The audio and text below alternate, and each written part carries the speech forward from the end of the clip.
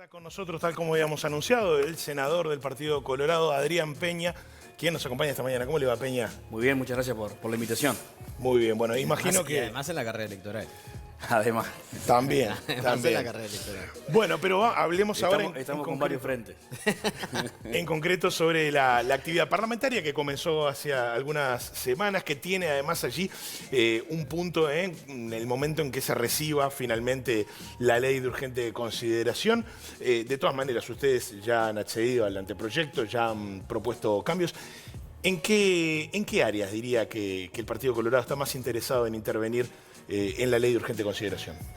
Bueno, el Partido Colorado desde el 22 de enero que recibió el documento del Partido Nacional trabajó intensamente en lo que consideramos es una mejora del proyecto. Es decir, nosotros vamos en la línea, en términos generales, del proyecto de ley, estamos acompañándolo y proponemos en algunos casos algunas modificaciones, en algunos respaldamos tal cual están los artículos, en algunos proponemos algún cambio mínimo de redacción, alguna vueltita de tuerca. Pero en términos generales nosotros creemos que este trabajo, que ha sido coordinado por ciudadanos, pero de todo el Partido Colorado, es un buen trabajo. Le metimos 1000 horas de laburo entre técnicos y políticos a esta devolución que le hicimos el viernes pasado a la vicepresidenta Argimón y al doctor Ferrés. Y creemos bueno, que aporta en ese sentido. Fue muy bien recibido. Ha habido allí una apertura por parte del Partido Nacional a escuchar, a recibir todos los insumos que hemos devuelto. Y también creo que el proceso ha sido rico. Yo era un poco escéptico al principio con esto que se había hecho público, el anteproyecto y demás, y sobre el debate que se podría dar públicamente cuando en realidad no era un proyecto todavía. Sin embargo, creo que ayudó, porque además de los insumos que estamos agregando a los partidos políticos que vamos luego a votar, también hay insumos que vienen de la sociedad civil, de los sindicatos, de otro tipo de organizaciones, y también serán tenidos en cuenta. Así que creo que viene bien el trabajo y que ha sido bien llevado de buena manera por el gobierno. Hay sectores que los están cuestionando por ejemplo, proponer algunos cambios en la iniciativa que se propone para con la obligatoriedad de la ley de inclusión financiera, donde ustedes se posicionan casi que en el centro, ¿no? O sea, está como el gobierno saliente que defiende a ultranza el tema de la obligatoriedad y que eso protege a los trabajadores. El gobierno entrante que dice, estamos de acuerdo, pero en realidad saquemos la obligatoriedad, el que quiera cobra con dinero en efectivo. Ustedes dicen, ojo, porque retirar la obligatoriedad así sin ton ni son puede desproteger o vulnerar al trabajador. ¿Esa es la posición que ustedes defienden? Sí, por ahí va la cosa. Nosotros estamos a favor de la no obligatoriedad. Es decir, estamos a favor de la bancarización, pero no de que sea obligatoria. Eso ha sido la posición del Partido Colorado. Y siempre creímos que se podían hacer estos cambios a través de la ley, por eso tampoco apoyamos ninguna de las reformas constitucionales que hubo en la vuelta en ese sentido. Esa fue la posición. El mundo va hacia la bancarización, el mundo va hacia la inclusión financiera, nosotros la respaldamos, pero estamos a favor de la libertad y no de la obligatoriedad. O sea que nosotros respaldamos la línea que lleva la ley de urgente consideración. El único matiz es que tiene que ver con un señalamiento que se nos ha hecho, y es que, bueno, si la persona antes de conseguir trabajo, ¿no? El empleador le dice, mira, el trabajo lo tenés, pero te pago en efectivo, si no, no hay laburo. Ahí la persona no tiene ninguna posibilidad de defenderse. Entonces, nosotros establecemos que el sistema sea el de pago a través de sistema electrónico, a menos que el empleado manifieste su intención de cobrar en efectivo. En ese caso, basta la sola voluntad del empleado para cobrar en efectivo y el empleador deberá pagar en efectivo, y si no, estará incumpliendo y será pasible de una denuncia. Entonces creo que allí cuidamos las dos cosas. Ya no será obligatorio, pero resguardamos el derecho del trabajador. Me parece que esa es la vueltita de tuerca que el Partido Colorado le encontró. Creo que también le agrega al proyecto en cuanto a que encuentre una solución a este señalamiento que había tenido y que nos pareció de recibo, además, ¿no? Una de las palabras más utilizadas en política es transparencia, ¿no? Es como un valor fundamental y fundamentalmente en la democracia. ¿Por qué les preocupa tanto la obligatoriedad de esta ley, teniendo en cuenta, obviamente, el impacto que tiene a nivel de transparencia? Porque todos sabemos cuánto cobramos, cuánto gastamos. ¿Por qué les preocupa tanto la palabra obligatoriedad? Bueno, la aplicación de la ley de la obligación ha tenido dificultades, sobre todo en algunos lugares del interior del país, donde cuesta acceder al efectivo a través de los cajeros. Ha sido muy común. Esto ha venido mejorando, hay que reconocerlo, pero todavía hay muchas dificultades los viernes, sobre todo los viernes de tarde-noche, a principio de mes en el interior del país, pero no en el interior tan profundo, ¿no? En el propio Canelones, por ejemplo, los cajeros se quedan sin plata, la reposición es lenta. Insisto, ha ido mejorando, pero y en lugares del interior profundo a veces es muy difícil y lleva eso todo un tema. Para el trabajador muchas veces es mucho más fácil, es mucho más sencillo poder cobrar en efectivo, y es lo que nos han reclamado y es lo que hemos levantado en la campaña como inquietud de muchas personas, de muchos trabajadores. Entonces nos parece que esa es una... en el marco de que los ingresos pertenecen al trabajador, entonces tiene que tener el derecho de cobrarlos como quiera. Si los quiere cobrar en efectivo porque se siente más cómodo, porque quiere tener la plata en el bolsillo, bueno, que lo pueda hacer, ¿no? Pero bueno, siempre favoreciendo el sistema que ha venido funcionando lentamente y mejorando de inclusión, naturalmente. Okay. También allí hay un tema, ¿no?, que yo no le he hablado mucho porque es un poco más, digamos, más técnico, pero tiene que ver con que todas estas transacciones que hoy se están haciendo son gratis para el trabajador. Pero son gratis en el entendido que la ley era obligatoria, o sea que el operador lo hace en la medida que genera todo tipo de movimientos, que todos los trabajadores vamos a pasar o por un banco o por una red de cobranzas o por el sistema que sea.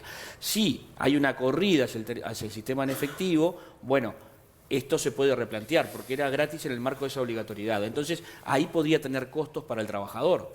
Si comienza a tener costos para el trabajador, sí comienza a ser un elemento regresivo realmente. Entonces, creemos que con esta sencilla vuelta equilibramos las cosas, solucionamos el problema, cumplimos con el trabajador que quiere cobrar en efectivo y hacer uso de su libertad, pero a la vez con que el derecho sea de él. ¿No le están pegando un tiro de gracia entonces a la inclusión financiera? Sí, indirectamente lo que hacen es poner esta situación y tal vez aquellas personas que están cobrando con tarjeta, al caer la obligatoriedad, tengo que pagarla. Yo creo que no, porque me parece que en los hechos está yendo todo el sistema a el cobro a través del pago electrónico y son las excepciones en términos reales las del efectivo. Entonces, me parece que con esto no va a colapsar el sistema y aquel trabajador que quiera hacerlo lo va a poder cobrar en efectivo. ¿Usted confía en que se va a autorregular? Los propios usuarios van a ser los que... Porque cualquier norma, una cosa que tenemos que tener en cuenta siempre es un principio de realidad, de cómo funcionan las cosas y de cómo opera esto. Yo creo que en términos generales no va a haber una estampida hacia el efectivo y aquel que por razones que él entienda en el marco de su libertad quiera cobrar en efectivo lo va a poder hacer sin que esto complique el sistema. Eso es lo que advertimos nosotros, estudiando esto, ¿no?, con técnicos, con personas que están de un lado y del otro, y en esas reuniones de trabajo que el partido tuvo, surgió esta inquietud y surgió esta solución. Hoy lo comentábamos más temprano, hoy La Diaria publicó una entrevista que le realizaron en la jornada de ayer o en estos días, donde usted se refiere a los cargos que va a tener el Partido Colorado en organismos y ministerios, y apuntó el concepto que está allí en la nota, dice, esperamos cargos de mejor calidad. ¿Podría ampliar ese juicio? Simplemente un comentario. El periodista me pregunta si estábamos conformes con las posiciones que el partido tiene a nivel del gobierno nacional, y sí lo estamos, eso hay que ser claro. Nosotros estamos en áreas muy importantes en el gobierno nacional, en el Ministerio de Relaciones Exteriores, nada más y nada menos que con nuestro líder, en lo que pretendemos va a ser la recuperación de la actividad productiva del Uruguay en el Ministerio de Ganadería, Agricultura y Pesca.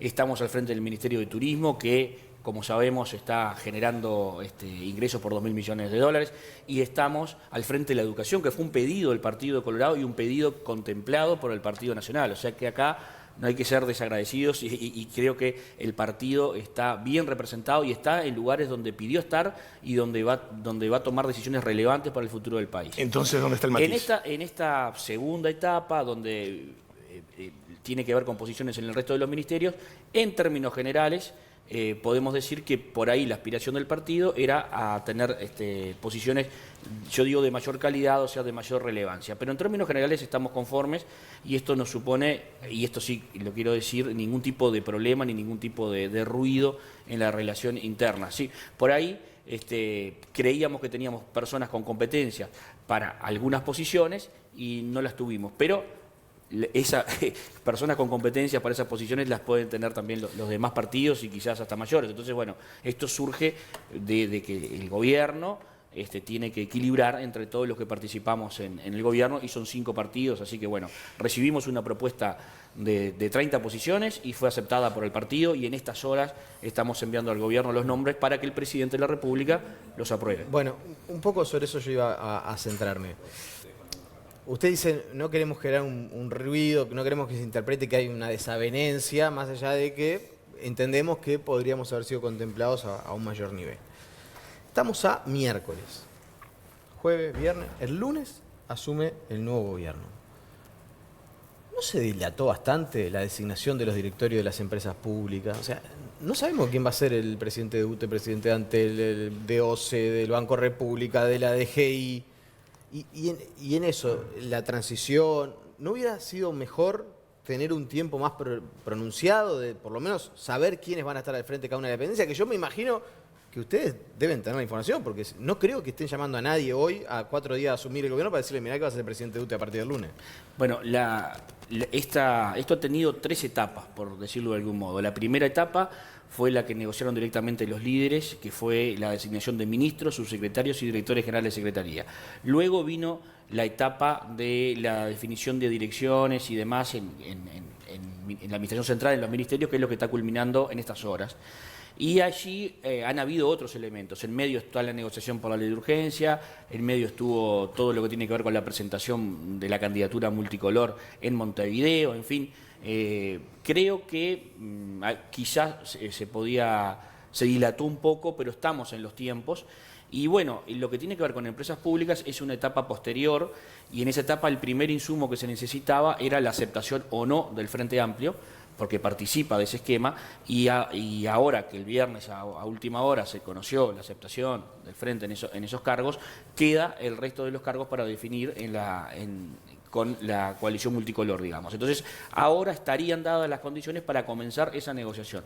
De todos modos, muchas de estas responsabilidades necesitan venia parlamentaria, e históricamente los entes no cambian el 1 de marzo, es decir, hay casos de abril, de mayo, de junio y hasta de septiembre de reconfiguración de los directorios de las empresas públicas. O sea que tenemos que ir allí con calma, yo no creo que haya una premura tal. Seguramente el presidente va a querer cambiar la cabeza de los directorios. El anuncio estaba previsto para antes de la asunción del gobierno. Por lo menos eso se preveía. En realidad, eso a mí no me consta. Incluso Álvaro Delgado, que es quien está al frente de estas cosas, siempre es quien me ha contado, yo soy nuevo en esto, es quien me ha informado sobre que estas cosas se definen muchas veces después de entrado el gobierno, atendiendo a muchas otras cosas, y que también necesitan ese tiempo parlamentario. Por lo cual yo considero que cuando él lo entienda estaríamos habilitados para comenzar esa negociación. ¿No es algo que a ustedes les preocupe? No. ¿Por qué consideran que la ley de urgente consideración, generalmente las leyes, bueno, normalmente entran por diputados, van a senadores, se harán las modificaciones, vuelven a diputados? ¿Por qué deciden invertir el orden y aparentemente, o sugerir a propuesta del Partido Colorado, entrarla por el Senado, por la Cámara Alta, y que luego vaya a la Cámara Baja? ¿Cuál es esta movida? ¿Por qué? Nosotros no participamos en esa decisión. El Partido Nacional nos planteó que ellos veían que esto tendría que tratarse de una comisión especial creada para estos fines en el Senado de la República. Hasta ahí estamos de acuerdo, y entienden que sea a través del Senado, porque diputados va a estar, digamos, va a estar también muy compenetrado en las campañas electorales departamentales, ¿no? Porque la representación de diputados es mucho más territorial, y muchos de los actores están involucrados en sus campañas departamentales y participando si no son candidatos. Entonces entienden que el mejor ámbito para darlo, en cuanto también a la cantidad de integrantes y demás, es el Senado. Es una posición del Partido Nacional. Nosotros no tenemos reparo en que sea así, y bueno, y comenzará por allí el tratamiento. También, en el Senado hay menos partidos que se opongan, ¿no? Quiero decir, si lo pensáramos por los diputados, ahí tendrían el PER y podría llegar a estar... Ahí hay más partidos que podrían oponerse. Sí, la instancia, puede ser una estrategia política. La instancia se va a dar. Creo que también a nivel del Senado se está dando una coordinación. La semana pasada tuvimos una reunión el jueves al mediodía con la vicepresidenta Argimón, con Gustavo Penades, que será el coordinador en senadores, y con Irene Moreira, para comenzar a trabajar todo lo que será la agenda parlamentaria. Entonces quizá también allí el Senado tenga un rol articulador en lo que sea también el futuro de la coalición, en la medida que hay que articular entre muchos partidos, ¿no? Y quizá el Partido Nacional lo vea más viable desde ahí, es quien ha tenido la iniciativa en este caso, nosotros estamos de acuerdo en llevarlo. ¿Quién encarna mejor el liderazgo hoy en el Partido Colorado? Tendría que haber preparado esa pregunta porque era de cajón, ¿no? Allí hay a ver, es una discusión que no sé si tiene mucho sentido dar, porque en realidad hay un liderazgo natural que surge de las urnas, que no solo es quien gana la elección interna, quien es candidato a la presidencia, sino que también supone un cambio en toda la organización política, en este caso el Partido Colorado. O sea, Ernesto Talvi ganó la interna, fue el candidato, pero además tiene la mayoría en la Convención Nacional, además tiene la mayoría del Comité Ejecutivo Nacional, además refrendó esa mayoría en octubre, teniendo la bancada mayoritaria del Partido Colorado, porque 8 de los 13 diputados pertenecen a nuestro sector ciudadanos. Entonces, no solo es quien la gente determinó, sino que también tiene las mayorías para indicar el camino hacia dónde va el Partido Colorado cada vez que se decida algo. Ahora bien, la figura del presidente Sanguinetti, con todo su peso, con todo lo que significa con todo lo que significa para nosotros los colorados, indudablemente es una figura de referencia ineludible, ¿no? E inocultable, digamos. Entonces, además, Ciudadanos decidió, Ernesto Talvi decidió desde su mayoría otorgarle la Secretaría General, sobre todo para este primer periodo, y él está ejerciendo la representación institucional. Pero no veo allí, entonces hay un liderazgo institucional e histórico, digamos, del presidente Sanguinetti.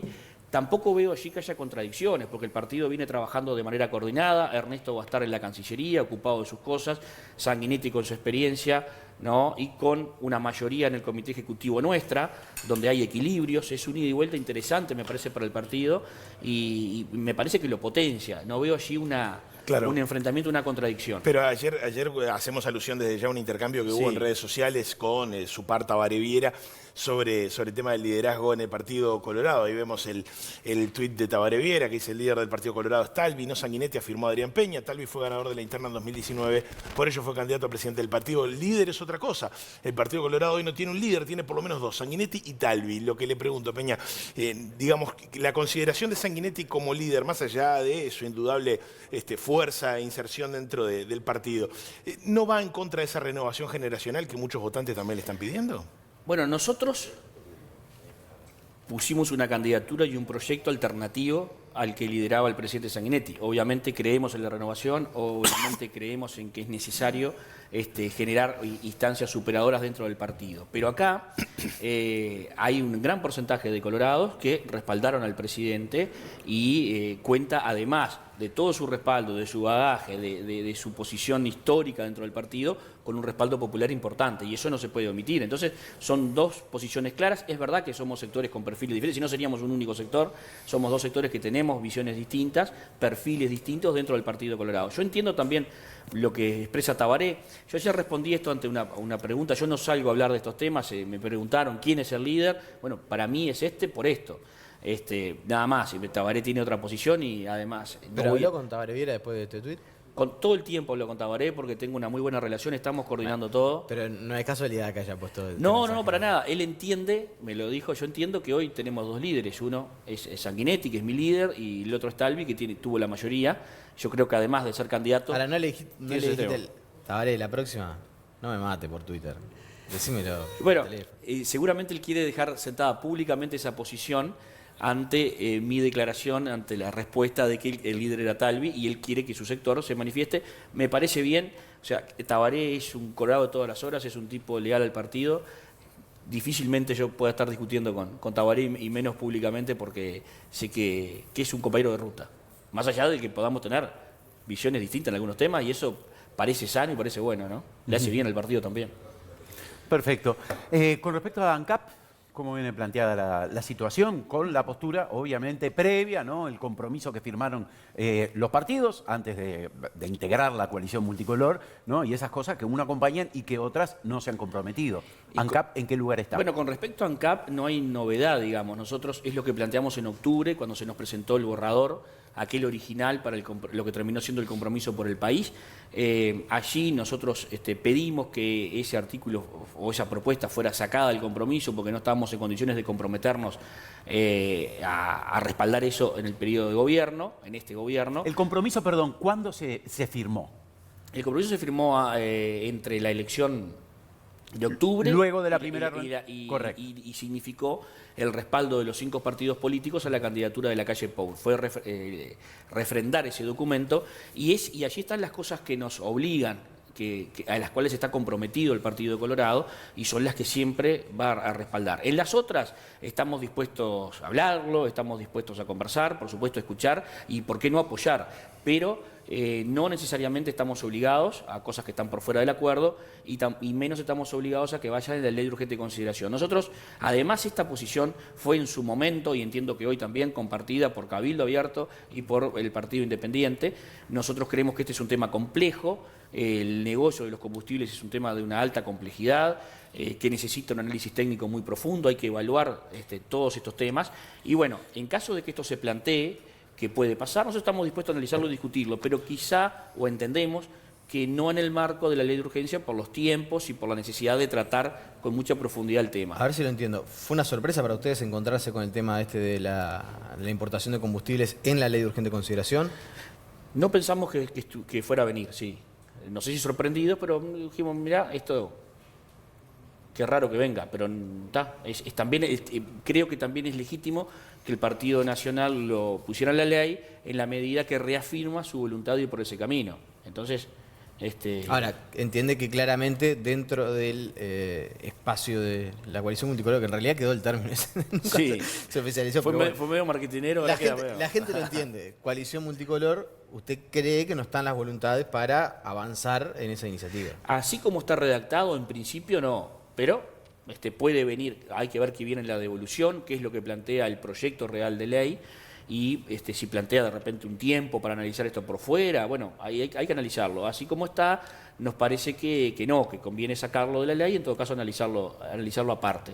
Porque no hay, y no me quiero meter en el tema de fondo, que es mucho más profundo, pero no hay una relación clara ni una relación directa entre decir desmonopolizo, que además lleva muchos años, y bajan los combustibles. Y acá el centro, hasta donde yo entiendo, es la baja de los combustibles, la baja del costo país para toda la cadena de valor del Uruguay. Entonces ahí sí nosotros estamos comprometidos, con determinadas medidas que incluso propusimos en nuestro programa de gobierno, que algunas recoge la LUC, ¿no? Porque, por ejemplo, el fortalecimiento de la URSEA y que sea la URSEA el que establece el precio al que se va a vender el combustible, etcétera, aparecen en la ley de urgente consideración. Y hay un montón de cosas que analizar, por ejemplo, cuáles son los componentes del costo de combustible. Hoy el combustible en la planta de distribución cuesta 22.50.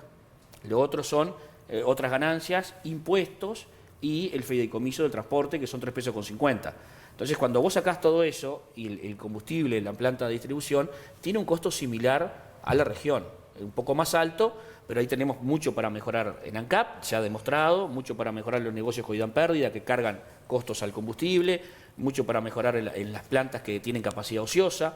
Ahí son muchos temas a analizar. Entonces, por ejemplo, también nadie va a instalar, según dicen los técnicos, ¿no? Yo no soy técnico en la materia, pero la inversión de una refinería para el mercado uruguayo no es viable para ninguna empresa. Vendría importado, bueno, ¿de dónde? De Brasil, de Argentina.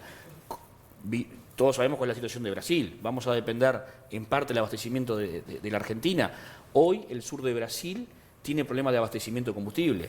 Es una realidad. Entonces, hoy tenemos un gran problema que es el costo, ¿no? Que es en el que nosotros nos comprometemos a trabajar. Pero tenemos un combustible de calidad homogénea en todo el país, ¿no? Y tenemos abastecimiento en todo el país y el mismo precio en todo el país, porque la estación de servicio de acá a 2 cuadras tiene el mismo precio que en una estación de servicio perdida en el interior del país. Entonces digo, trabajemos sobre el problema que es el costo. ¿Se sabe cuánto se está ahorrando de combustible con la matriz energética? Porque hay todo lo que hoy vemos, molinos, ¿no? y otras formas de generación de energía, eso antes era combustible. Eso antes era o sea, no se combustible. necesita tanto combustible como se necesitaba hace Y- 5 años. Y se ¿no? supone que a la larga esa diferencia va a seguir aumentando. Yo no tengo los números, pero indudablemente en un futuro y con la conversión a motores eléctricos y con todo lo demás que se está dando y que se está fomentando además y con razón por el tema del cuidado del medio ambiente, yo creo que el camino va hacia otro lado. Pero bueno, son cosas también a tener en cuenta. Como insisto, es un tema complejo. Nosotros lo único que decimos hoy como posición de partido es analicémoslo aparte, con tranquilidad. Senador Adrián Peña, muchísimas gracias por estos minutos de charla aquí en Buen Día Uruguay. Gracias por la invitación. La seguimos en cualquier momento. Con mucho gusto.